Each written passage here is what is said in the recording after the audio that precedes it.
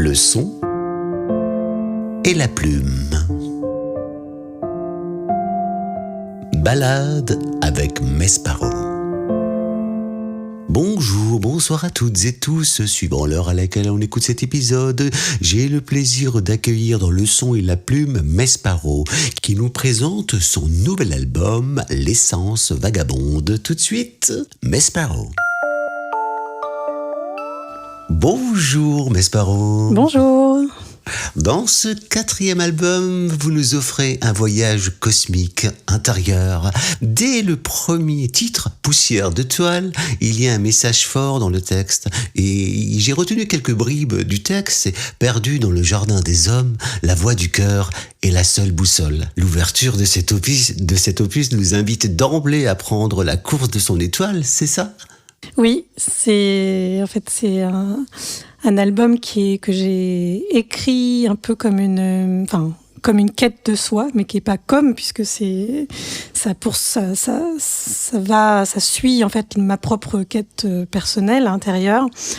Et donc oui, cette première chanson, je voulais vraiment que ce soit la première chanson de l'album, parce que je me dis que c'est vraiment le point de départ, c'est cette sensation de venir d'un autre monde, de se sentir différente comme je chantais sur l'album d'avant, et cette fois-ci avec un peu des clés que je rencontre dans mon cheminement.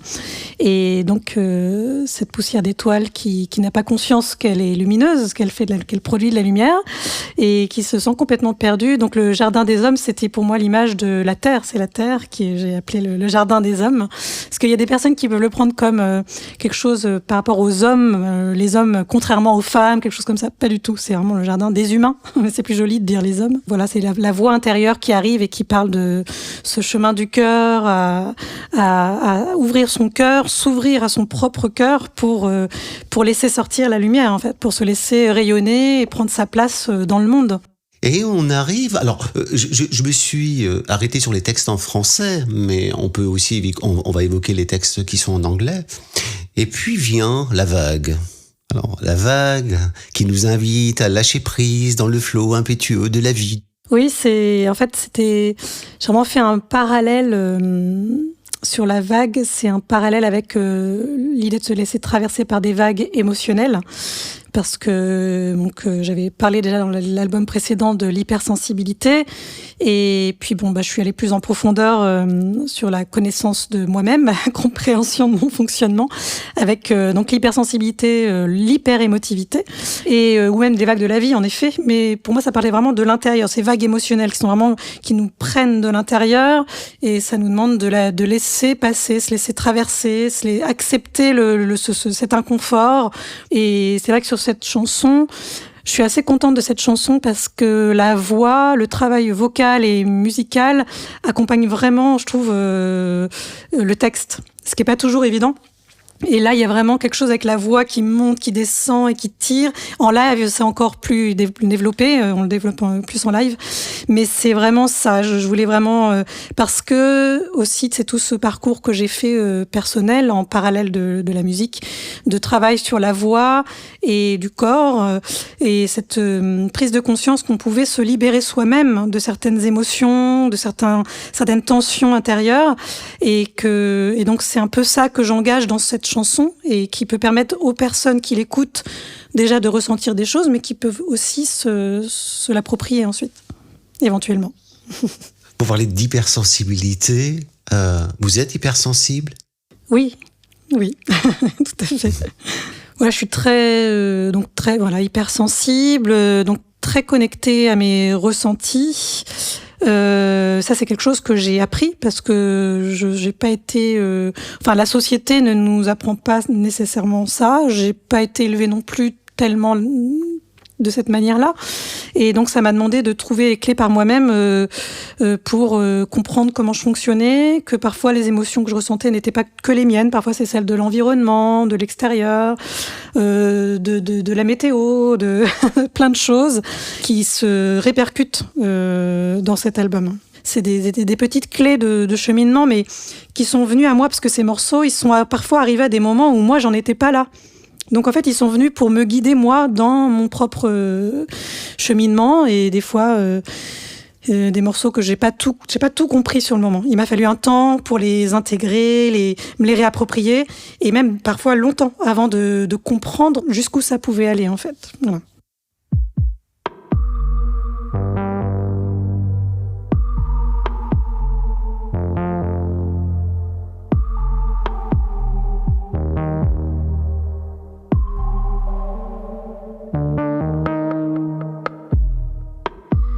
Donne-moi les codes de l'univers et dans quel sens tourne la terre.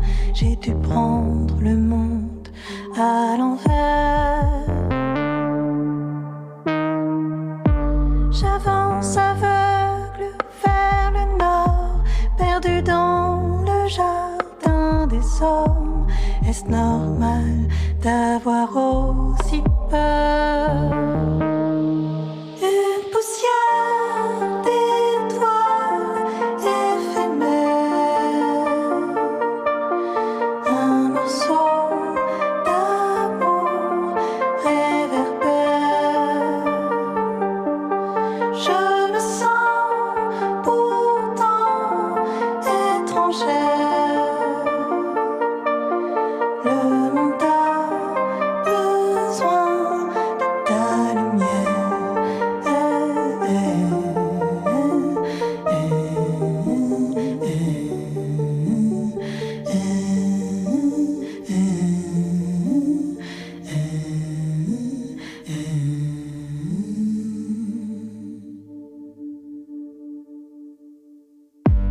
Il n'y a ni de clé ni de code, quelques règles à connaître en somme. Tu apprendras de tes erreurs.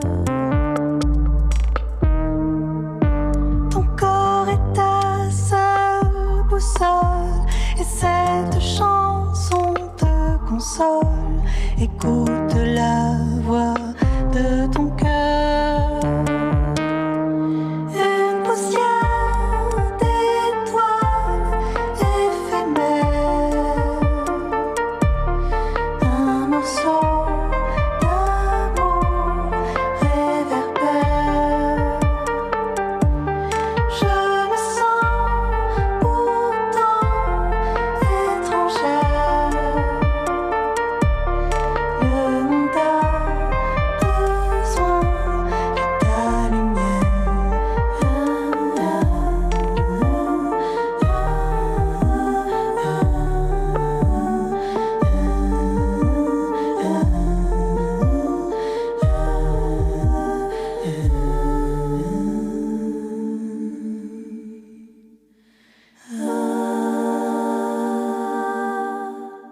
Balade avec Mespero. Dans Vibration, vous évoquez notre fréquence intérieure et que la perception du monde serait aussi créée par la force de l'imaginaire. Voilà, j'ai envie de voir les choses bien. Et l'exemple qui marche bien aussi, pour donner un exemple de ça, c'est les personnes qui sont dans cet état amoureux au début d'une rencontre, je sais pas, il y a un espèce d'état où tout est grand, facile, beau, et tout se passe bien, les gens nous laissent passer, on laisse passer les gens en voiture parce que on est trop bien. Et ça, c'est vraiment un très bon exemple de vibration haute, en fait. Ça, c'est une bonne vibration. Dans ces moments-là, tout se passe hyper bien. Et dans les vibrations basses, tout se passe assez mal. Mais on a la capacité en nous de changer cette vibration. Donc, de passer, mais ça nous demande, c'est vrai, de se dire, OK, qu'est-ce que je suis en train de faire? Comment je suis en train de voir les choses? Comment je peux changer de vision de ma vie ou de ce que je suis en train de vivre là, pour que ça aille mieux? Et souvent, c'est possible. Ça demande un travail sur soi, vraiment. Ouais, changer et le point de vue et la vue de ce point, des fois. L'album est entremêlé de titres en anglais. C'est une volonté de porter le message de manière universelle? En fait, c'est un album aussi où j'ai appris à lâcher prise et je me suis dit je vais pas faire de choix en fait. Il y a des chansons qui sont venues en anglais, il y en a qui sont venues en français et je me suis dit pour moi je pense qu'elles vont toutes cohabiter, ça va aller. J'avais quand même des peurs, je me disais bon peut-être que ça va mal cohabiter, que ça va faire bizarre.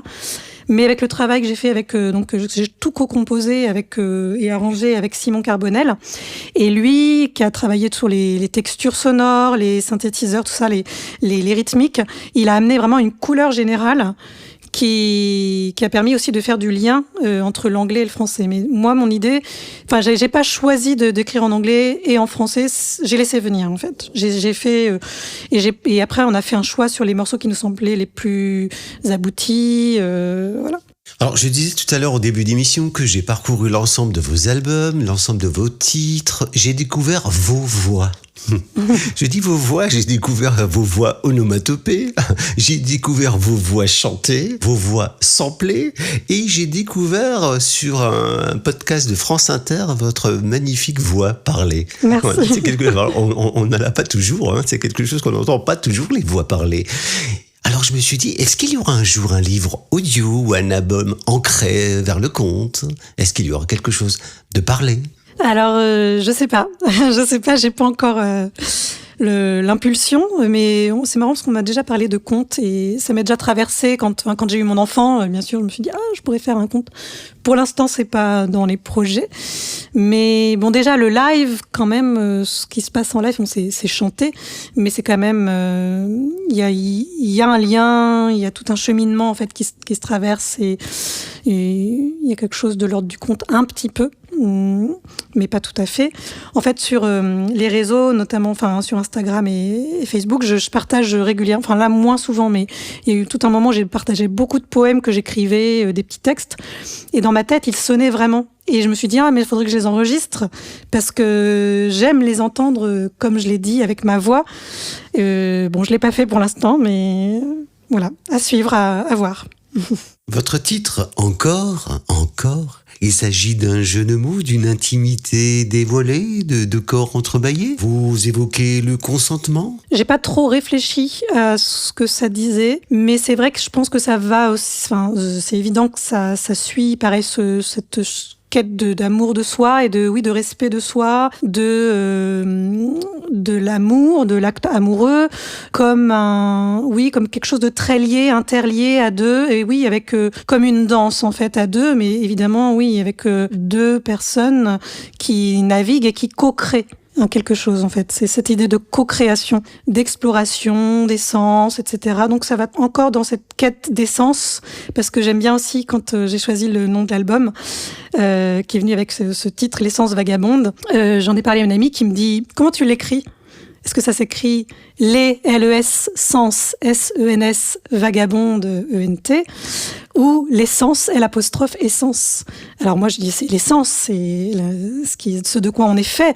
Mais je dis en même temps, c'est assez beau que ça parle d'essence, puisque c'est tout mon travail, il est fait surtout au moment de cet album-là, sur le déploiement des sens et la reconnexion à ses sens. Donc, à tous les niveaux, que ce soit la perception, le ressenti dans le corps, et donc encore, il y a aussi la question du corps, parce que j'ai appris à descendre dans mon corps davantage dans la création de cet album, et c'est ce qui fait que sur le live, maintenant, je danse sur scène des danses intuitives, des danses de libération qui accompagnent le chant.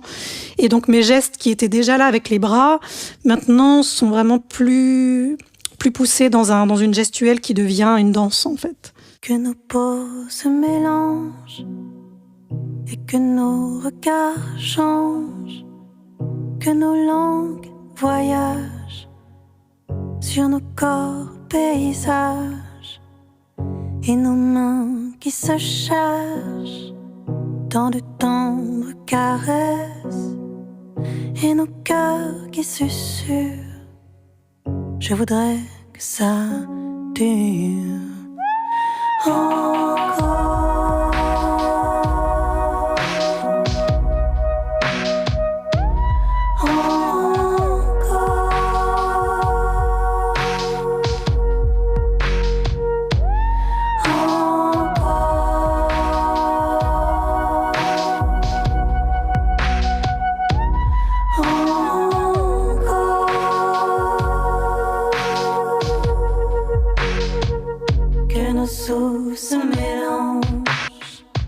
Et que nos odeurs changent, que nos bouches se mangent, et que nos coups se tendent comme deux alchimistes, oui, comme deux artistes, comme deux contorsionnistes, des skieurs de hors-piste qui en veulent encore.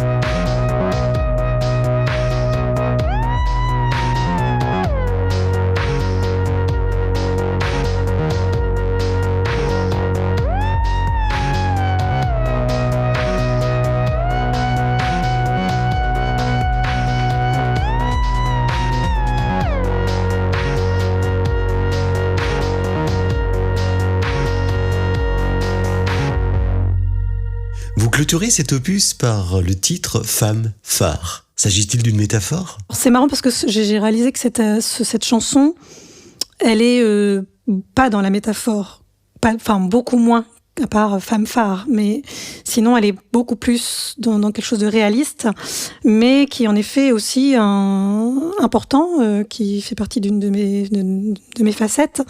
Et pour travailler sur moi, pour me déployer, pour apprendre à m'aimer et avancer, j'ai participé à des cercles de parole entre femmes. Je sens à quel point c'est important de se relier et de se regarder autrement. Et pour se regarder autrement dans cette société où il y a beaucoup de compétition, alors les femmes, les hommes aussi, mais moi je parle de ce que je connais. Donc les femmes, on est beaucoup mises en compétition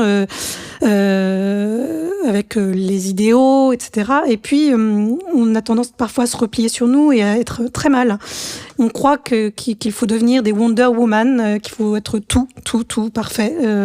Et en fait, ça nous rend très malheureuses, ça fait des burn-out et c'est terrible. Et donc cette chanson, c'est un message qui est assez fort quand je le chante en live. J'ai toujours peur que ce soit pris comme une injonction, puisque je dis aux femmes, je tutoie, je dis ouvre écoute tes besoins, ose vivre. Donc ça peut être un peu, j'ai toujours un peu peur que ce soit mal pris, mais en même temps cette chanson elle est venue à moi comme un message pour moi que j'ai d'abord reçu pour moi-même oser faire passer mes besoins en premier, chose finalement très difficile quand on est habitué à faire pour les autres, et c'est un schéma féminin très fort et je pense très répandu.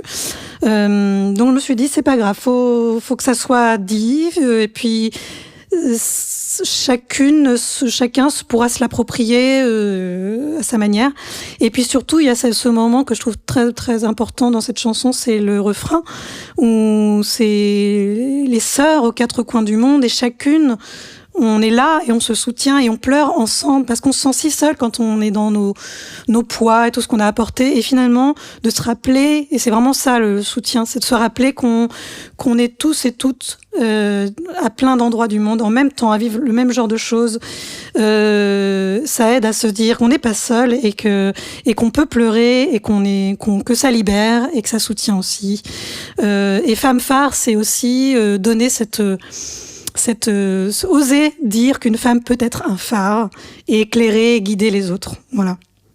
Et c'est ça que j'ai envie de donner. Femme, femme, phare, écoute tes besoins, ose dire un oui, un non, rien, ose vivre et change ton destin. Vis, vis, droit d'exister. Estime tes rêves, tes idées légitimes. Ose nous inspirer. Rappelle-toi que tu n'es pas seul, des sœurs aux quatre coins du monde, chez elle, avec toi chaque seconde. Femme, femme, femme, tu leur as tant donné, tu pleures sur ta source épuisée, ton cœur, tes désirs oubliés. Apprends à t'aimer, à mettre tes besoins en premier, admets que tu ne l'as jamais fait. Essaie enfin de recevoir.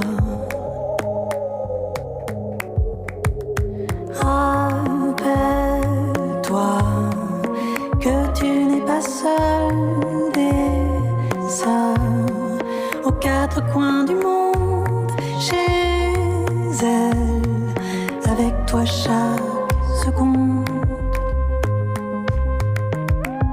Et si tu pleures, pleures, pleures, on pleure avec toi ensemble. Ici, là-bas, on se ressemble. Il faut unir nos cœurs, rassembler nos voix.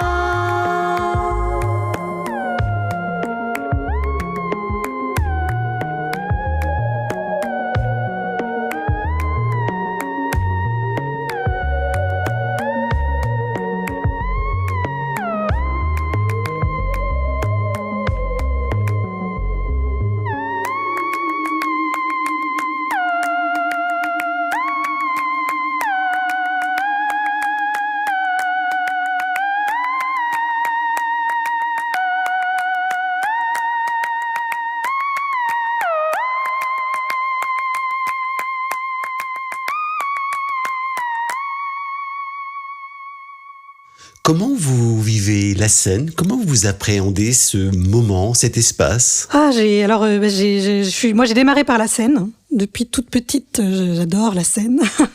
Je suis attirée par ça. Et à la fois, c'est un peu un endroit où on est à nu et où on est aussi... on doit se dompter des choses, dompter ce qui se passe au niveau technique, dont on ne parle jamais, mais en fait qui est très très présent pour nous en tant que performeurs. Exprimer quelque chose et vivre quelque chose avec le public. Et moi, c'est ce que j'adore. J'adore vivre quelque chose, donner quelque chose et échanger comme ça avec le public. Et puis là, dernièrement, maintenant que j'apporte des moments de danse comme ça, il y a vraiment quelque chose qui est dans le plaisir, qui est beaucoup plus intense, plus déployé, plus large. Et le travail de la scène aussi avec Simon, donc qui lui travaille sur les machines. Qui est vraiment agréable parce que je prends une nouvelle place. Avant, je gérais mes propres machines. J'avais du mal à pouvoir prendre suffisamment de plaisir dans l'interprétation parce que j'interprétais puis hop, fallait que je repasse sur mes machines, gérer des choses. Et là, je me suis vraiment libérée de ça. Simon est aux machines. Moi, je suis dans l'interprétation, dans mon corps, dans la présence avec le public, l'échange, et c'est vraiment très agréable. Quel est le message que vous portez aux hommes? Quel est le message pour tous ceux et celles qui vont écouter votre album? De croire en ce qui brille en nous, c'est-à-dire ces envies qu'on a, ce qui nous met en joie, et d'oser les suivre, oser se faire confiance en fait, oser suivre cette petite voix intérieure. Je crois que ce serait ça vraiment. Nous arrivons au terme de l'émission. Merci Mesparo, merci pour ce partage, merci de l'avoir accepté cette invitation. À très vite. Merci beaucoup.